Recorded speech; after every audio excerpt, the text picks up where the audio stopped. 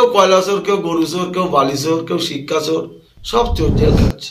আটকা গরম করবি না, আমরা বলে দিলাম। ঠান্ডা মাথায় বক্তব্য দিচ্ছি আমরা অনেকবার। কেন? সেই নওশাদ সিদ্দিকের জন্য। এটা ফের বলছি, আবারও বলে দিচ্ছি, তোমাকে সাবধান করে দিচ্ছি শেষবারের মতন। আমরা অনেক ঠান্ডা মাথায় বিধানসভায় প্রস্তুতি নিচ্ছেন এখন থেকেই আপনারা? দেখো, প্রস্তুতি আমরা অনেকদিন আগে থেকে শুরু করে দিয়েছি। আমরা ফের বলেছি, আমরা মানুষের কণ্ঠ তুলে ধরার চেষ্টা করি। এই তৃণমূল সরকার পাঁচাটা কিছু দালাল, এরা যারা মানুষের কণ্ঠ, মানুষের সত্য কথা তুলে ধরে, যেসব মিডিয়া, তাদেরকে ধরে মারধর করছে। আমি দেখে অবাক। যারা সত্য ন্যায় খবর তুলে ধরে, যারা মানুষের কথা তুলে ধরে, তাদেরকে ধরে ধরে মারে। তাই এইসব গুন্ডা মোস্তান তৃণমূলের পা থেকে মাথা পর্যন্ত ভাই চোর, এদের বিরুদ্ধে কথা বলতে আমার নারাজ। আজকে তুমি চিন্তা করে দেখো না, আজকে তিলোত্তমা কাণ্ড থেকে শুরু করে, আজ আবু সিদ্দিক ভাই, আজ আনিস ভাই থেকে শুরু করে কেউ একটা বিচার পেল? এটা খুব লজ্জা। এরকম মুখ্যমন্ত্রীকে আমরা ধিক্কার জানাই অবিলম্বে। আমি এর আগেও বলেছি, এখনো বলছি, এরকম মুখ্যমন্ত্রী আমরা চাই না। এরকম মুখ্যমন্ত্রীকে আমরা পদত্যাগ চাই।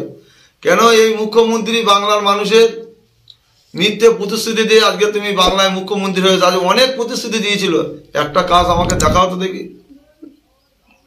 আজকের ভাঙড়ে তো শুনেছি মোল্লা সাহেব নাকি অনেক কাজ করে। যা সোনপুরের ব্রিজগুলো এরকম খারাপ কেন? এত মানুষ চলাচল করতে পারছে না। সোনপুরের ব্রিজ থেকে, বড়ালি ব্রিজ থেকে শুরু করে অনেক ব্রিজ ভাঙড়ে এইভাবে খারাপ কেন? কি উন্নয়ন করেছো তোমরা? একটাই উন্নয়ন করেছে ওরা, ভাঙড়ের মানুষের এক হাতে বোম আর এক হাতে বন্দুক ধরিয়েছে। ভাঙড়ের মানুষের একটাই এরা উন্নয়ন দিয়েছে। আমরা গোপন সূত্রে খবর পেলাম যে শওকত মোল্লা ভাঙড় বিধানসভায় 2026 সালে মানে নমিনেশন ফাইল জমা দেবেন। কি বলবেন, জিততে পারবেন? দাঁড়াক না ভাই, আমরা চাইছি ওইটা, আমরা চাইছি উনি দাঁড়াক। ওনার জুতোর গলা মালা পরিয়ে ক্যানিং পূর্বে পাঠিয়ে দেবে। আর শুধু ক্যানিং পূর্বে পাঠিয়ে দেবে না, ওনাকে জেলে পাঠাবো আমরা খুব তাড়াতাড়ি। আগামী দিন খুব তাড়াতাড়ি ওনাকে জেলের খানি কাটাবো, টানতে টানতে নিয়ে যাবে।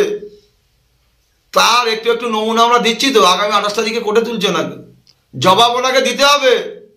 মুখে যা ইচ্ছা তাই বলে যাবে, আমরা সেটা ছেড়ে দেবো? উনি ভাঙড়ে এসে মোস্তানি করে যাচ্ছে, আমরা সহ্য করছি, কিন্তু ঠান্ডা মাথায় আছি আমরা। ওনাকে বলি, এই বটকা গরম করবি না, আমরা বলে দিলাম। ঠান্ডা মাথায় বক্তব্য দিচ্ছি আমরা অনেকবার। কেন? সেই নওশাদ সিদ্দিকের জন্য। এটা ফের বলছি, আবারও বলে দিচ্ছি, তোমাকে সাবধান করে দিচ্ছি শেষবারের মতন। আমরা অনেক ঠান্ডা মাথায় আছি একটা মানুষের কথায়, সেটা হলো নওশাদ সিদ্দিকের কথা। ডায়লগ কিনা আমি জানি না এটা, তবে হ্যাঁ হতে পারে। আমরা সত্যি কথা বলছি ভাই। আমরা আমাদের নেতা, তার কত আদর্শ, তার কত নীতি। আমরা কোনো একটা কিছু ভুল করলে, কোনো একটা ভাইকে একটু চড়া কথা বললে আমাদের নেতা আমাদের ছুট করে কথা ধরে। আজকে ওনাদের কোনো নেই, ওনার দলের কোনো সিস্টেম নেই। ওনাদের প্রত্যেকটা নেতা দেখো, কেউ কয়লাচোর, কেউ গরুচোর, কেউ বালিচোর, কেউ শিক্ষাচোর, সব চোর জেল খাচ্ছে। এখন শওকত মোল্লা ধরতে গেলে ভাঙড়ের মাঠের সাইডে খেলা করছে, কিন্তু 26-এ তো একার ময়দানে নামবেন, এখন কি হবে? আমরা চাচ্ছি তো ভাই, ওটাই চাচ্ছি আমরা। লাগুক না মাঠে, খেলা হোক না মাঠে, খেলা হোক।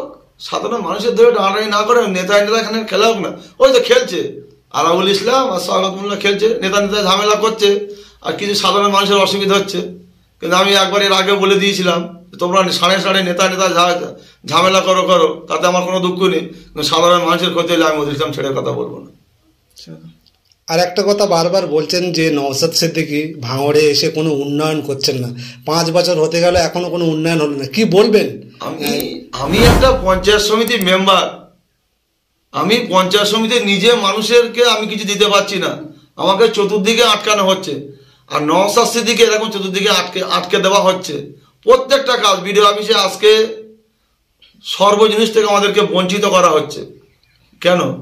তারপরে আমাদের নওশাদ সিদ্দিকী একের পর এক আটকানো হচ্ছে। যতটা পারি ভাই আমরা করছি, তবে আমরা এটা বলে দিয়েছি, আমরা 5 বছরে আমাদের যেটা প্রাপ্য সেটা হিসাব আমরা বুঝিয়ে দেবো।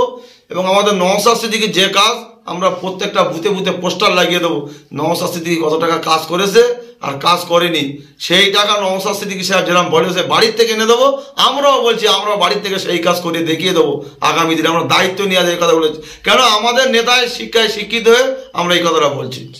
তারা বলছেন, আপনারা বলছেন যে হিসাব দেখে দেবো, আর তৃণমূলের শাসক দলের পক্ষ থেকে বলছেন আমরা হিসেব চাই। কেন কিসের জন্য ওনাদেরকে হিসেব দেবো? কিসের জন্য দেবো? ওনারা টাকা দেয় নাকি? ও কোথাকার কে?